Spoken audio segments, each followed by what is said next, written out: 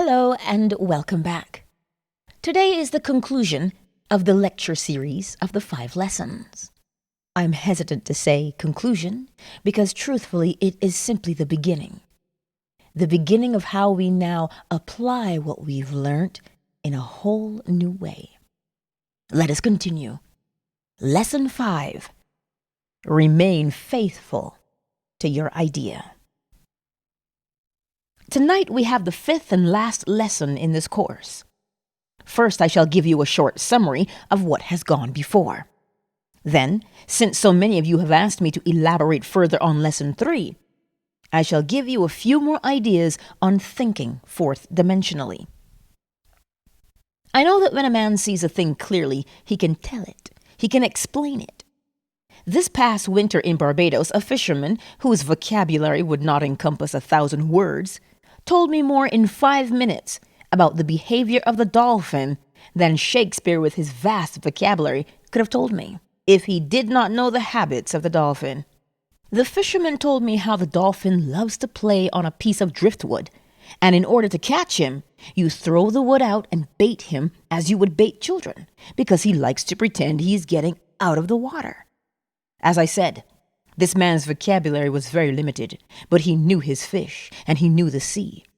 Because he knew his dolphin, he could tell me all about their habits and how to catch them. When you say you know a thing, but you cannot explain it, I say you do not know it. For when you really know it, you naturally express it. If I should ask you now to define prayer, and say to you, how would you through prayer go about realizing an objective? Any objective. If you can tell me, then you know it. But if you cannot tell me, then you do not know it. When you see it clearly in the mind's eye, the greater you will inspire the words which are necessary to clothe the idea and express it beautifully, and you will express the idea far better than a man with a vast vocabulary who does not see it as clearly as you do. If you have listened carefully throughout the past 4 days, you know now that the Bible has no reference at all to any persons that ever existed, or to any events that ever occurred upon earth. The authors of the Bible were not writing history.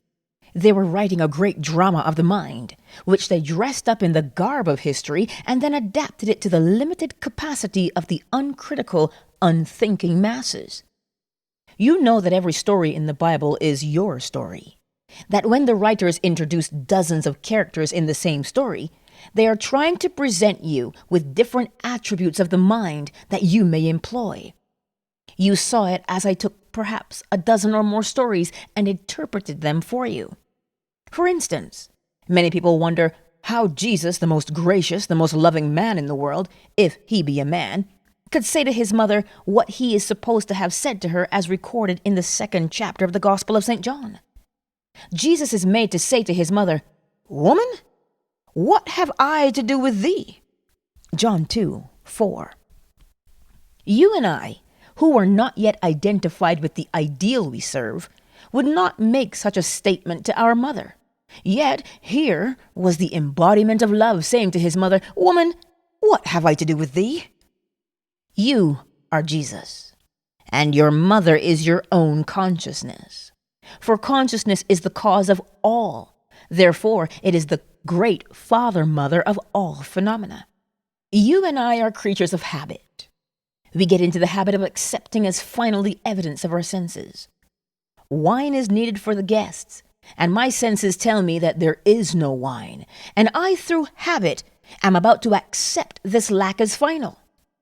When I remember that my consciousness is the one and only reality, therefore, if I deny the evidence of my senses and assume the consciousness of having sufficient wine, I have, in a sense, rebuked my mother or the consciousness which suggested lack, and by assuming the consciousness of having what I desire for my guests, wine is produced in a way we do not know. I have just read a note here from a dear friend of mine in the audience. Last Sunday, he had an appointment at a church for a wedding. The clock told him he was late. Everything told him he was late. He was standing on a street corner waiting for a streetcar. There was none in sight. He imagined that instead of being on the street corner, that he was in the church. At that moment, a car stopped in front of him. My friend told the driver of his predicament, and the driver said to him, "I'm not going that way, but I will take you there." My friend got into the car and was at the church in time for the service. That is applying the law correctly. Non-acceptance of the suggestion of lateness. Never accept the suggestion of lack. In this case, I say to myself, what have I to do with thee? What have I to do with the evidence of my senses? Bring me all the pots and fill them. In other words, I assume that I have wine and all that I desire. Then my dimensionally greater self inspires in all the thoughts and the actions which aid the embodiment of my assumption. It is not a man saying to a mother, "Woman, what have I to do with thee?" It is every man who knows this law who will say to himself when his senses suggest lack, "What have I to do with thee? Get behind me." I will never again listen to a voice like that, because if I do, then I am impregnated by that suggestion, and I will bear the fruit of lack. We turn to another story in the Gospel of St. Mark, where Jesus is hungry. And seeing a fig tree afar off having leaves, he came, if haply he might find anything thereon. And when he came to it, he found nothing but leaves, for the time of figs was not yet. And Jesus answered and said unto it, No man eat fruit of thee hereafter forever. And his disciples heard it. Mark 11:13-14. And in the morning as they passed by, they saw the fig tree dried up from the roots. Mark 11:20. What tree am I blasting? Not a tree on the outside. It is my own consciousness.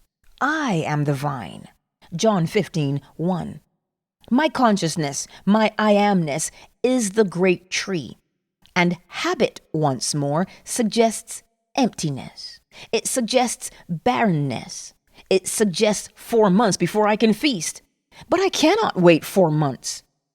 I give myself this powerful suggestion that never again will I even for a moment relieve that it will take 4 months to realize my desire.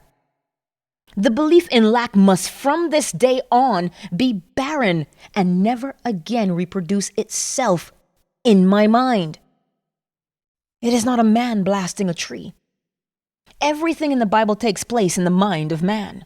The tree, the city, the people, everything. There is not a statement made in the Bible that does not represent some attribute of the human mind.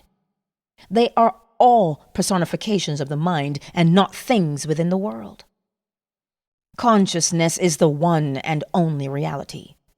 There is no one to whom we can turn after we discover that our own awareness is God. For God is the cause of all, and there is nothing but God. You cannot say that a devil causes some things and God others. Listen to those words.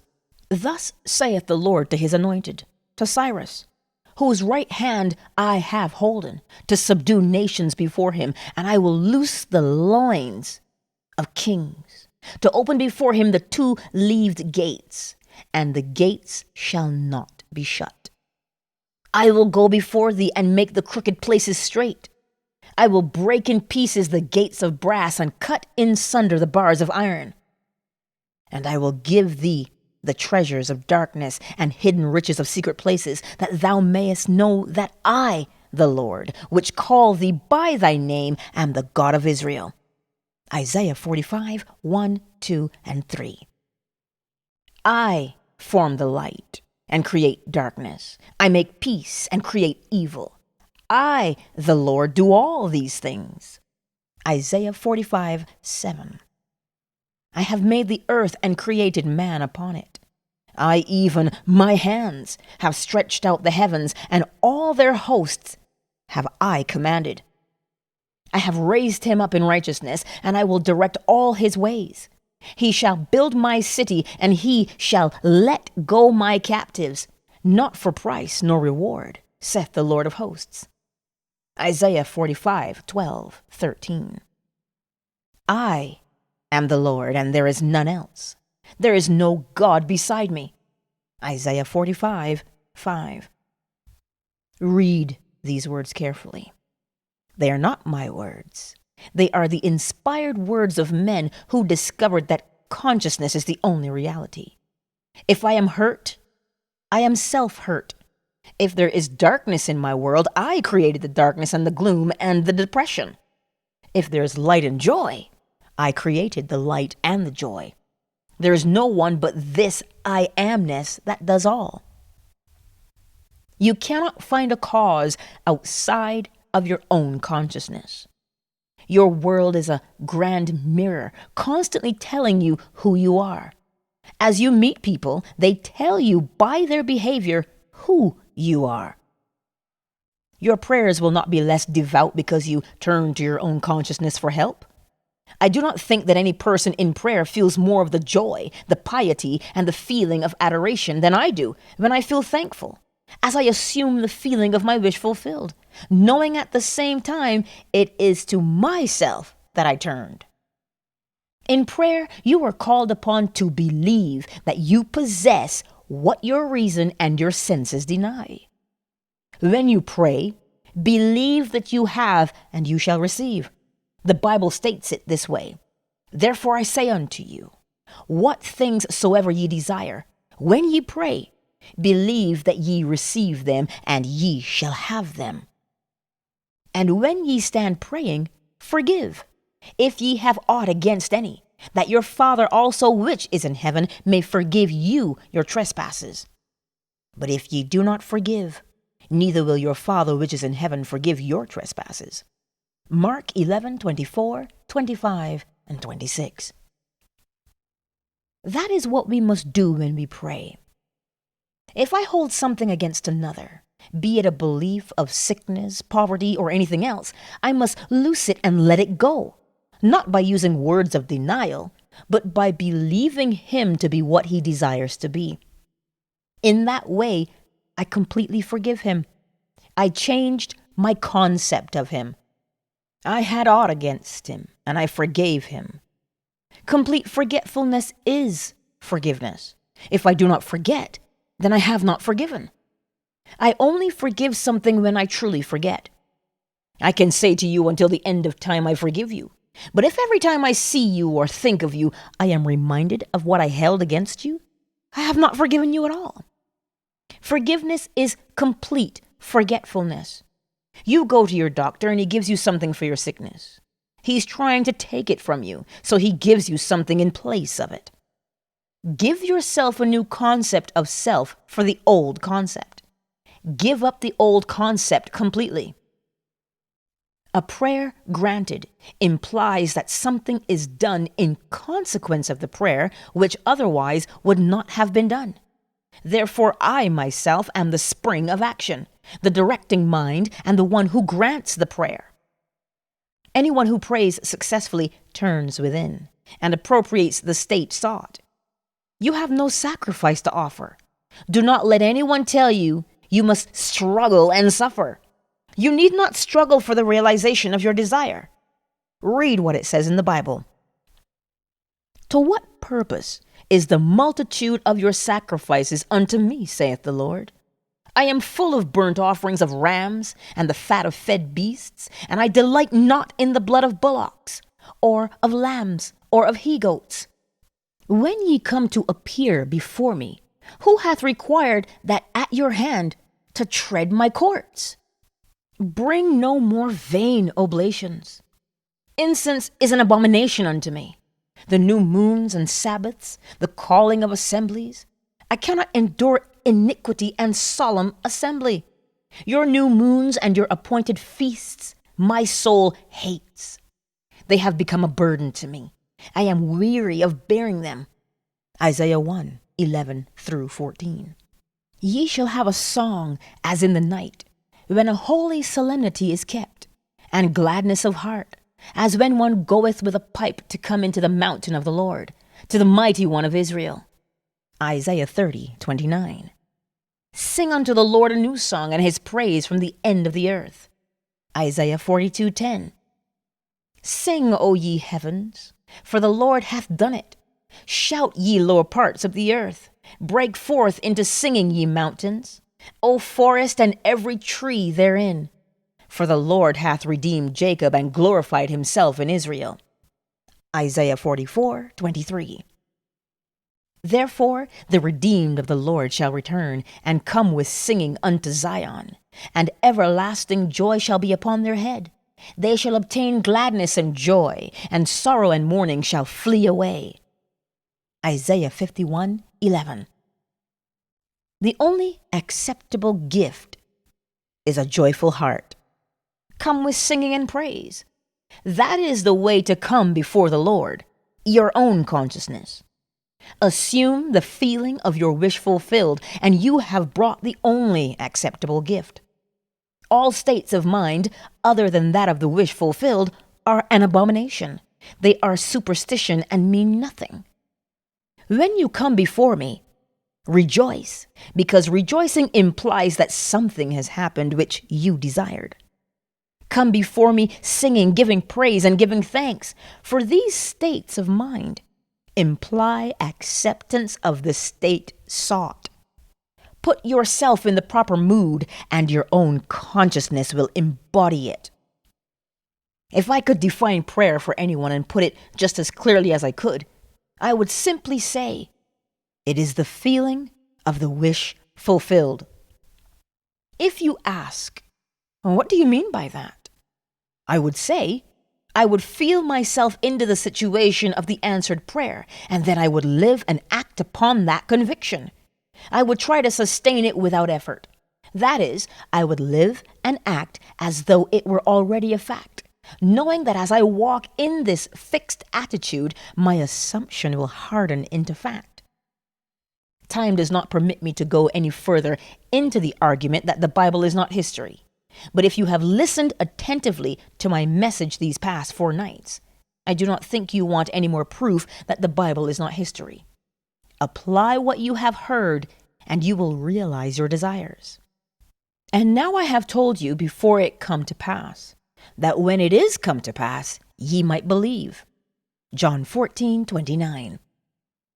Many persons, myself included, have observed events before they occurred. That is, before they occurred in this world of 3 dimensions.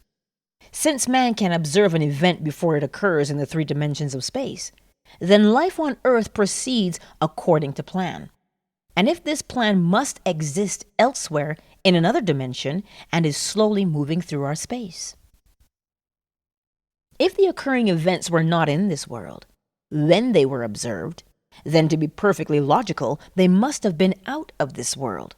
And whatever is there to be seen before it occurs here must be predetermined from the point of view of man awake in a 3-dimensional world. Yet the ancient teachers taught us that we could alter the future, and my own experience confirms the truth of their teaching. Therefore, my object in giving this course is to indicate possibilities inherent in man, to show that man can alter his future.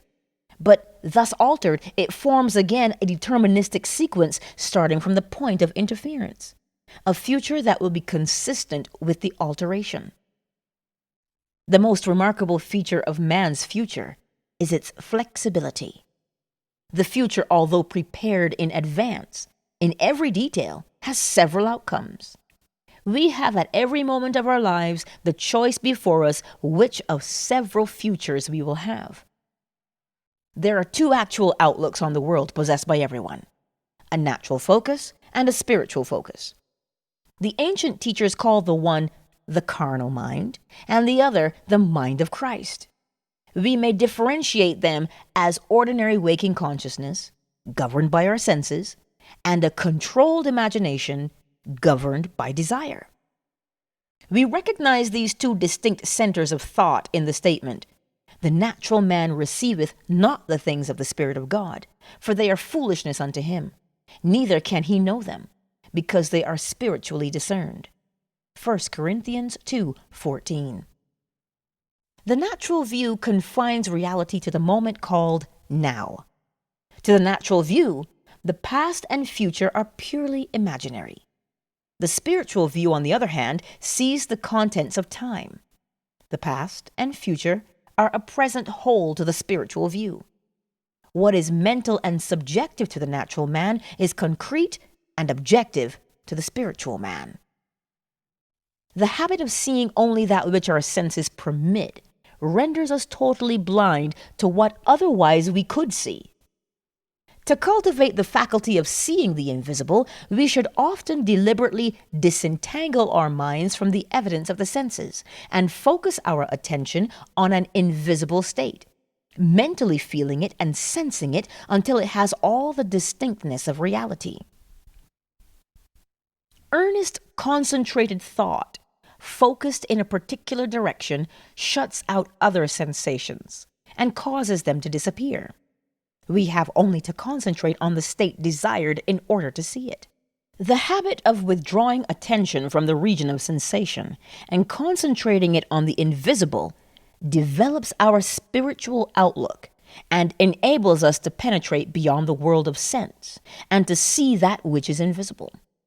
For the invisible things of Him from the creation of the world are clearly seen. Romans 1:20. This vision is completely independent of the natural faculties. Open it and quicken it. A little practice will convince us that we can, by controlling our imagination, reshape our future in harmony with our desire. Desire is the mainspring of action. We could not move a single finger unless we had a desire to move it. No matter what we do, we follow the desire which at the moment dominates our mind. When we break a habit, our desire to break it is greater than our desire to continue the habit. The desires which impel us to action are those which hold our attention. A desire is but an awareness of something we lack and need to make our life more enjoyable. Desires always have some personal gain in view. The greater the anticipated gain, the more intense is the desire. There is no absolutely unselfish desire. Where there is nothing to gain, there is no desire, and consequently, no action.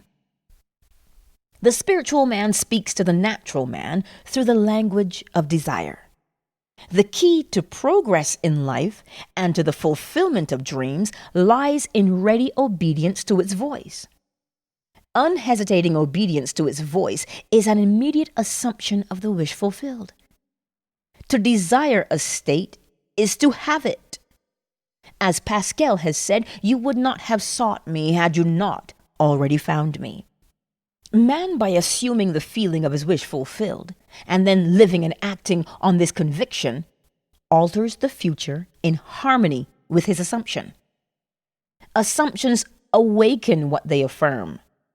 As soon as man assumes the feeling of his wish fulfilled, his fourth dimensional self finds ways for the attainment of this end, discovers methods for its realization. I know of no clearer definition of the means by which we realize our desires than to experience in the imagination what we would experience in the flesh were we to achieve our goal.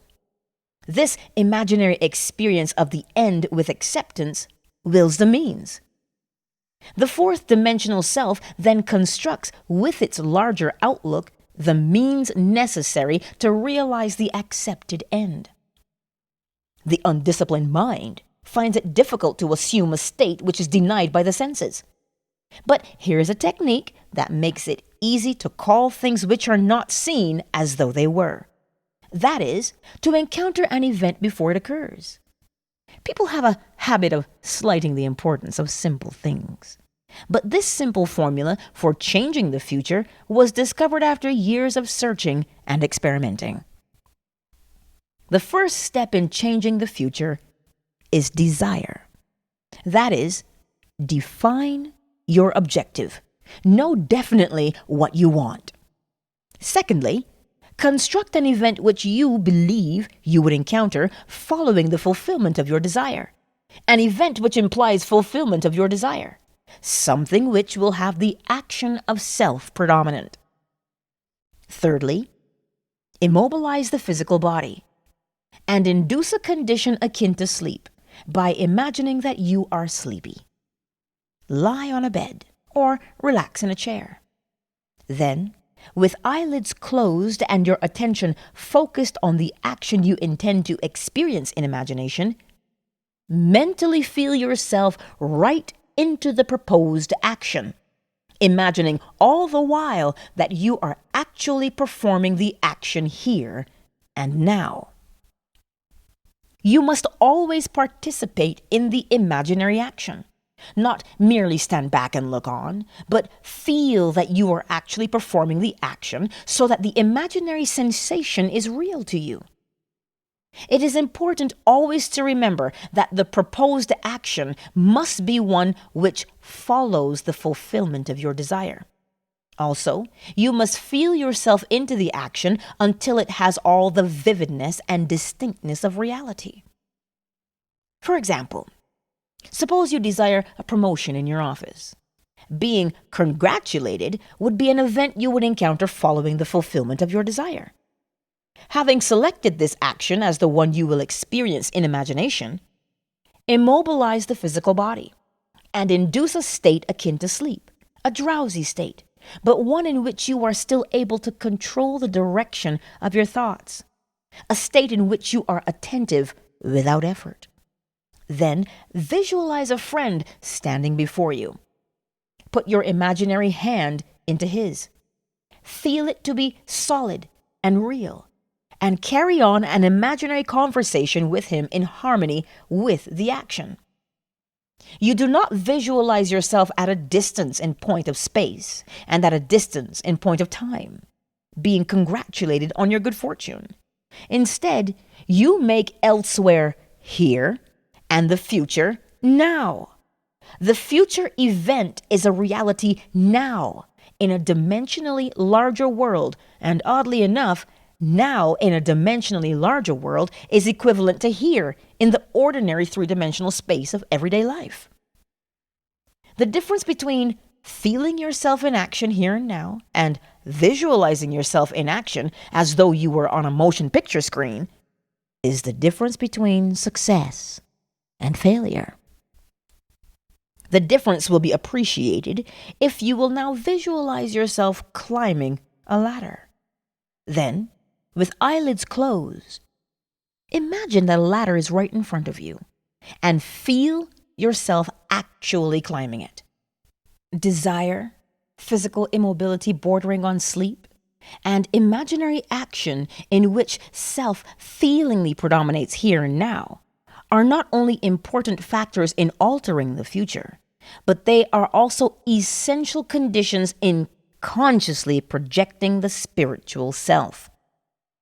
When the physical body is immobilized and we become possessed of the idea to do something, if we imagine that we are doing it here and now and keep the imaginary action feelingly going right up until sleep ensues, we are likely to awaken out of the physical body to find ourselves in a dimensionally larger world with a dimensionally larger focus and actually doing what we desired and imagined we were doing in the flesh. But whether we awaken there or not, we are actually performing the action in the fourth dimensional world and will in the future reenact it here in the third dimensional world.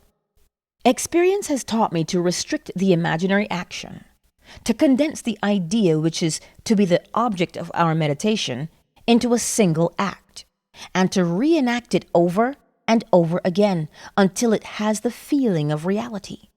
Otherwise, the attention will wander off along an associational track and a host of associated images will be presented to our attention, and in a few seconds, they will lead us hundreds of miles away from our objective in point of space and years away in point of time. If we decide to climb a particular flight of stairs, because that is the likely event to follow the realization of your desire, then we must restrict the action to climbing that particular flight of stairs. Should the attention wander off, bring it back to its task of climbing that flight of stairs, and keep on doing so until the imaginary action has all the solidity and distinctness of reality. The idea must be maintained in the field of presentation without any sensible effort on your part. We must, with the minimum of effort, permeate the mind with the feeling of the wish fulfilled. Drowsiness facilitates change because it favors attention without effort.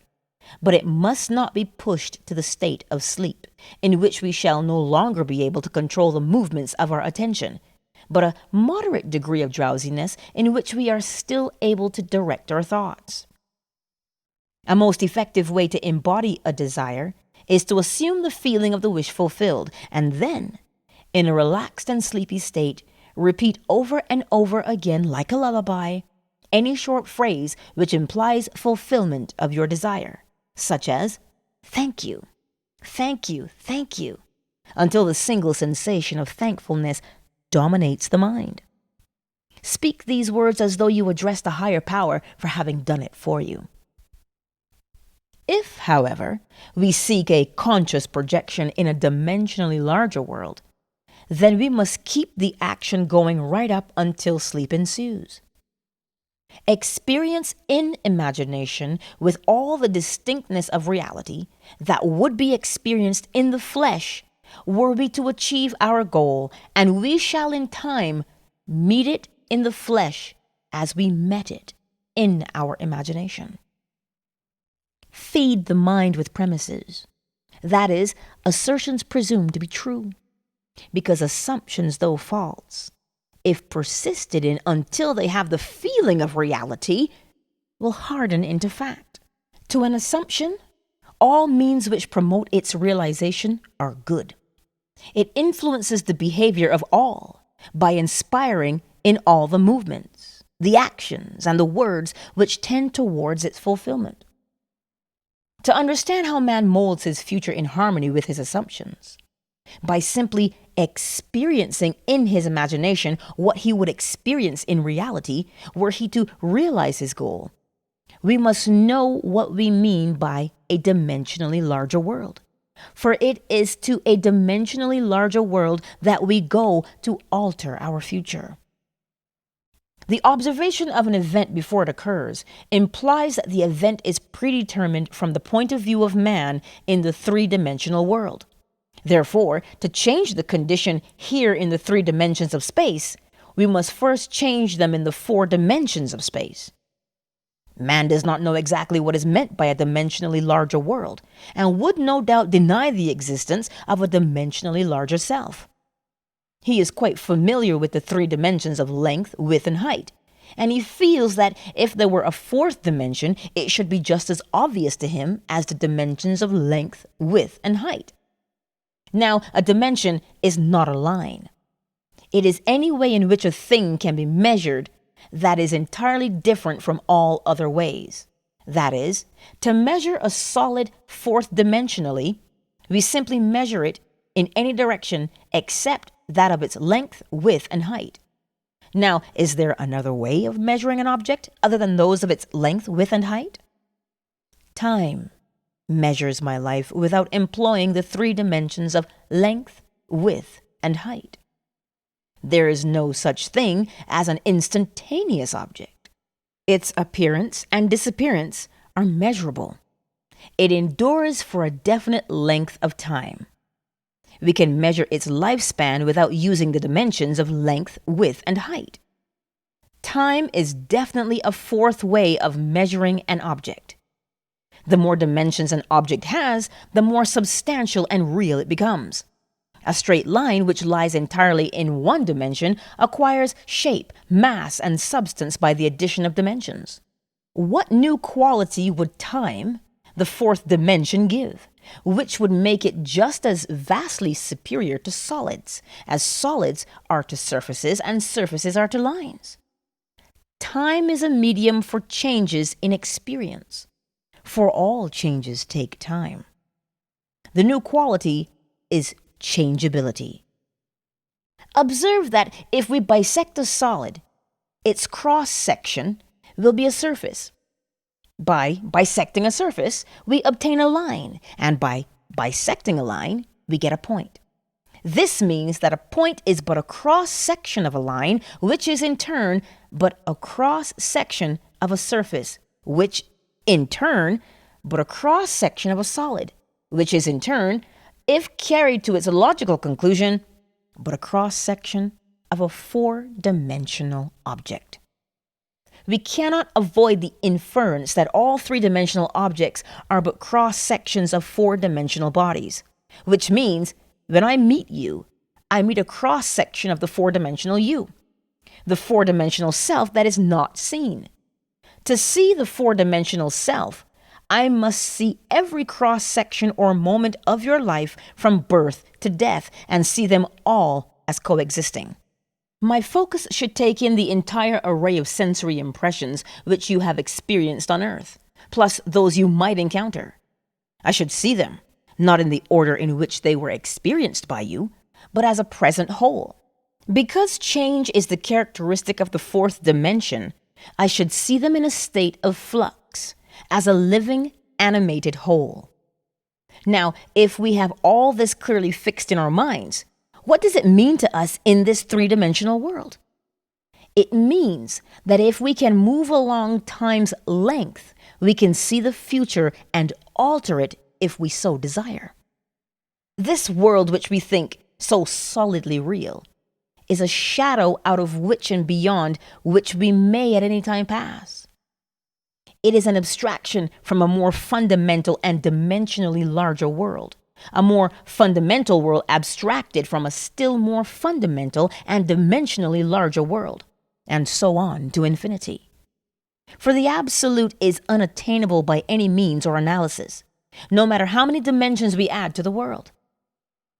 Man can prove the existence of a dimensionally larger world by simply focusing his attention on an invisible state and imagining that he sees and feels it. If he remains concentrated in this state, his present environment will pass away, and he will awaken in a dimensionally larger world where the object of his contemplation will be seen as a concrete objective reality. I feel intuitively that were he to abstract his thoughts from this dimensionally larger world and retreat still further within his mind, he would again bring about an externalization of time. He would discover that every time he retreats into his inner mind and brings about an externalization of time, space becomes dimensionally larger, and he would therefore conclude that both time and space are serial, and that the drama of life is but the climbing of a multitudinous dimensional time block. Scientists will one day explain why there is a serial universe. But in practice, how we use this serial universe to change the future is more important. To change the future, we need only concern ourselves with two worlds in the infinite series: the world we know by reason of our bodily organs and the world we perceive independently of our bodily organs. I have stated that man has at every moment of time the choice before him which of several futures he will have. But the question arises, how is this possible when the experiences of man awake in the three-dimensional world are predetermined, as his observation of an event before it occurs implies? The ability to change the future will be seen if we liken the experiences of life on earth to this printed page. Man experiences events on earth singly and successively in the same way that you are now experiencing the words on this page. Imagine that every word on this page represents a single sensory impression. To get the context, to understand my meaning, you focus your vision on the first word in the upper left-hand corner and then move your finger across the page from left to right, letting it fall on the words singly and successively. By the time your eyes reach the last word on this page, you have extracted my meaning. But suppose, looking at the page, with all the printed words thereon equally present, you decided to rearrange them. You could, by rearranging them, tell an entirely different story. In fact, you could tell many different stories. A dream is nothing more than uncontrolled four-dimensional thinking, or the arrangement of both past and future sensory impressions. Man seldom dreams of events in the order in which he experiences them when awake. He usually dreams of two or more events which are separated in time, fused into a single sensory impression. Or else he so completely rearranges his single waking sensory impressions that he does not recognize them when he encounters them in his waking state. For example, I dreamed that I delivered a package to the restaurant in my apartment building. The hostess said to me, "You can't leave that there." Whereupon the elevator operator gave me a few letters, and I thanked him for them. He in turn thanked me. At this point, the night elevator operator appeared and waved a greeting to me. The following day, as I left my apartment, I picked up a few letters which had been placed at my door. On my way down, I gave the day elevator a tip and thanked him for taking care of my mail, whereupon he thanked me for the tip.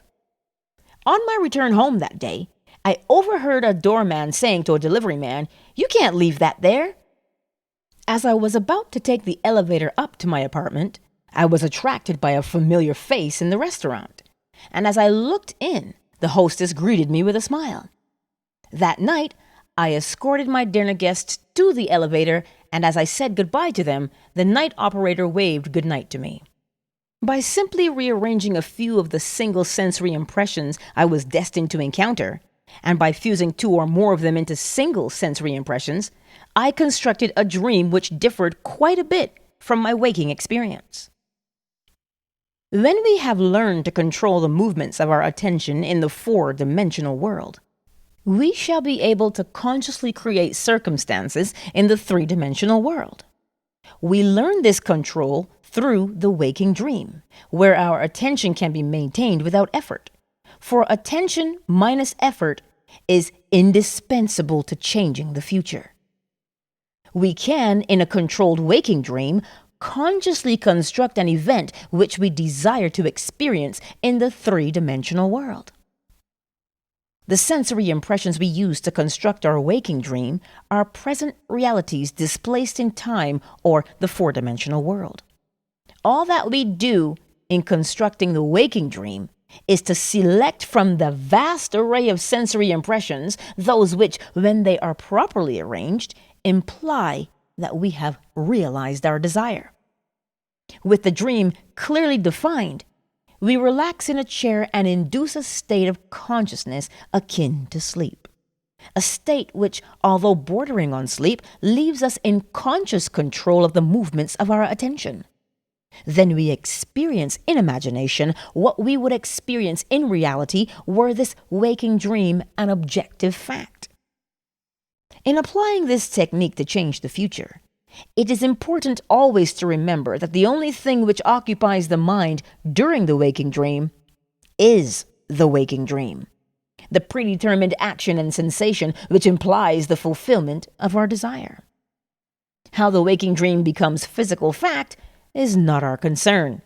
Our acceptance of the waking dream as physical reality wills the means for its fulfillment. Let me again lay the foundation of prayer, which is nothing more than a controlled waking dream. 1. Define your objective. Know definitely what you want. 2. Construct an event which you believe you will encounter following the fulfillment of your desire. Something which will have the action of self predominant. An event which implies the fulfillment of your desire. 3. Immobilize the physical body and induce a state of consciousness akin to sleep. Then, mentally feel yourself right into the proposed action until the single sensation of fulfillment dominates the mind, imagining all the while that you are actually performing the action here and now, so that you experience in imagination what you would experience in the flesh were you now to realize your goal. Experience has convinced me that this is the easiest way to achieve our goal. However, my own many failures would convict me were I to imply that I have completely mastered the movements of my attention. But I can, with the ancient teacher, say, This one thing I do, forgetting those things which are behind, and reaching forth unto those things which are before. I press toward the mark for the prize. Philippians 3:13-14.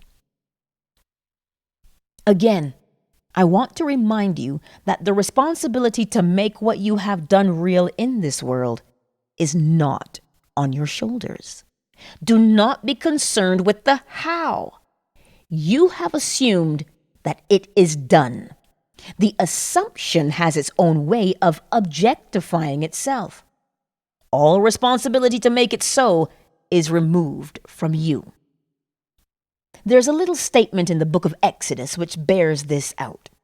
Millions of people who have read it or have had it mentioned to them throughout the centuries have completely misunderstood it. It is said, "Steep not a kid in its mother's milk." King James Version. "Thou shalt not seethe a kid in its mother's milk." Exodus 23:19. Unnumbered millions of people, misunderstanding this statement to this very day in the enlightened age of 1948, will not eat any dairy products with a meat dish. It just is not done. They think the Bible is history, and when it says, "Steep not a kid in its mother's milk," milk and the products of milk, butter and cheese, they will not take at the same time they take the kid or any kind of meat. In fact, they even have separate dishes with which to cook their meat. But you are now about to apply it psychologically. You have done your meditation, and you have assumed that you are what you want to be. Consciousness is God. Your attention is like the very stream of life, or milk itself that nurses and makes alive that which holds your attention. In other words, what holds your attention has your life. Throughout the centuries, a kid has been used as the symbol of sacrifice. You have given birth to everything in your world, but there are things that you no longer wish to keep alive, although you have mothered and fathered them. You are a jealous father that can easily consume, like Cronus, his children. It is your right to consume what formerly you expressed when you did not know better. Now you are detached in consciousness from that former state. It was your kid. It was your child you embodied and expressed it in your world. But now that you have assumed that you are what you want to be, do not look back on your former state and wonder how it will disappear from your world. For if you look back and give attention to it, you are steeping once more that kid in its mother's milk. Do not say to yourself, "I wonder if I'm really detached from that state," or "I wonder if so-and-so is true." Give all your attention to the assumption that the thing is so, because all responsibility to make it so is completely removed from your shoulders. You do not have to make it so. It is so. You appropriate what is already fact, and you walk in the assumption that it is, and in a way that you do not know, I do not know, no man knows. It becomes objectified in your world. Do not be concerned with the how, and do not look back on your former state. No man having put his hand to the plow and looking back is fit for the kingdom of God. Luke 9:62. Simply assume that it is done and suspend reason. Suspend all the arguments of the conscious three-dimensional mind. Your desire is outside of the reach of the three-dimensional mind. Assume you are that which you wish to be. Walk as though you were it. And as you remain faithful to your assumption, it will harden into fact. Remember to like, share, and subscribe to this channel. We're all on this journey together, so we may as well get to know each other better. Much love.